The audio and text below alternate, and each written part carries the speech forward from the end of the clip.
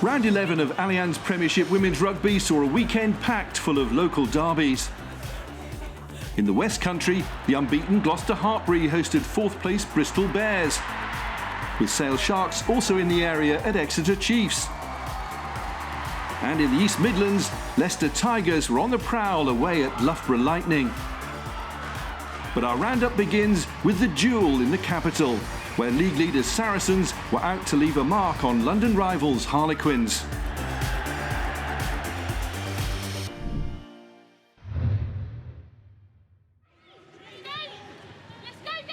Commentary comes from Johnny Hammond.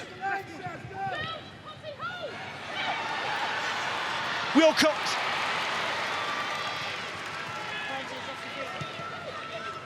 Tirani. Momentum just stopped ever so slightly. Driving down the side, the Harlequins, and they've grabbed the first score, and it's Shauna Brown. Saracens pouring forward. Quinn stole it, and then Saris stole it back again. 4 metres short here, Saracens. We're onside, we're onside. Farris waiting on this right-hand side. Forwards won't give this one up easily, and they're over again. McKinley Hunt.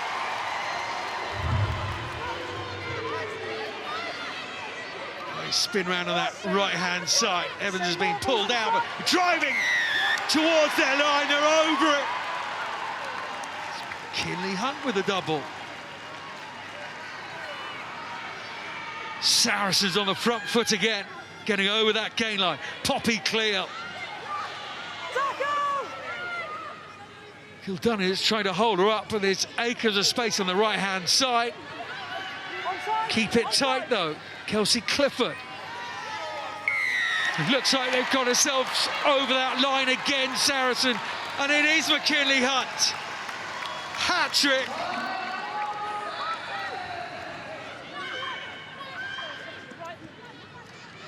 Cromack. Oh, look at this. That is brilliant. Freya Orkin underneath it, and Harlequins have scored that try. And Harlequins have powered over. Nicole White.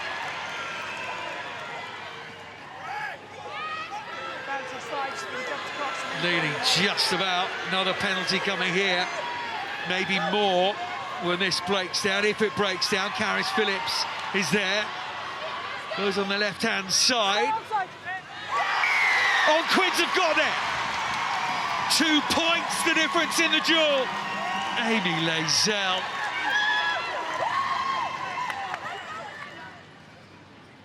Zoe Harrison just to add 3 more points at the end. The final score at the Stonex, Saracens 29, Harlequins 24. I mean, to be honest, I'm kind of shocked that I had a hat-trick. I don't think I actively did that much to get them. I have to give credit to my pack because they're just on the front foot the whole time, and I just managed to dot them over, but definitely happy to contribute however I can to this team.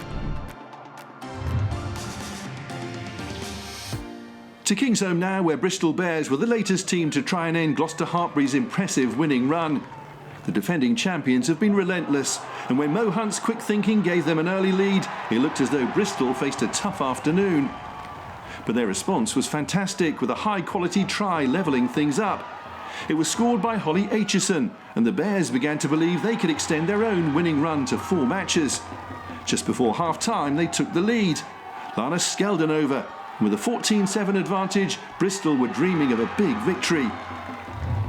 The home fans were growing concerned, and those fears increased early in the second half as Skeldon claimed another try. Bristol led by 19 points to 7, and they had their eyes on a rare win in this fixture.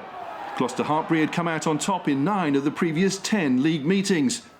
A quick response was needed from the home side, and it came with a try from Millie Hyatt. Soon after, with the home fans in full voice, Gloucester-Hartpury were level. Niamh Jones with a converted try which set up a dramatic and tense final 20 minutes.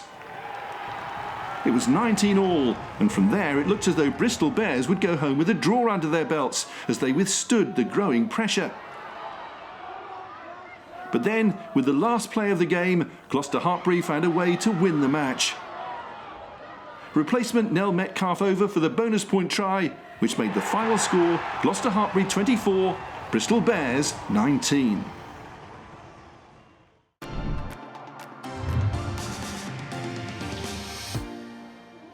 Next to Cinch Stadium at Franklin's Gardens, where Loughborough Lightning hosted Leicester Tigers in the East Midlands derby. Playing in green, yellow and black here, Lightning struck first, with Catherine Tredder on the back of a rolling maul and diving over after just 2 minutes. Helena Rowland's conversion made it 7-0, but Leicester Tigers are a team growing in confidence as the season goes on, and they responded quickly. Canadian international Claire Gallagher with the interception, and then the pace and power to make it all the way to the try line. The gap was down to 2 points, but Lightning had clearly identified a way to impose themselves on the game with a dominant maul, and with Tredder calling the shots, they returned to that winning formula. Set-piece tries after 16 and 37 minutes gave her a memorable first-half hat-trick. Lightning now had a 12-point lead, but that wasn't the end of the first-half scoring, and crucially, the next blow was struck by Leicester. Amelia Tutt's converted try cutting the gap to 5 at the break. That first-half flurry of tries was then followed by what looked like being a second-half stalemate. Lightning seemed to be edging towards an important victory, but with just 6 minutes left, Tigers made their move. Gallagher spotted space in the backfield and showed some excellent footwork to level the scores. It was to be decisive, as the conversion and a late penalty from Meg Jones wrapped things up and made the final score Loughborough Lightning 17, Leicester Tigers 22.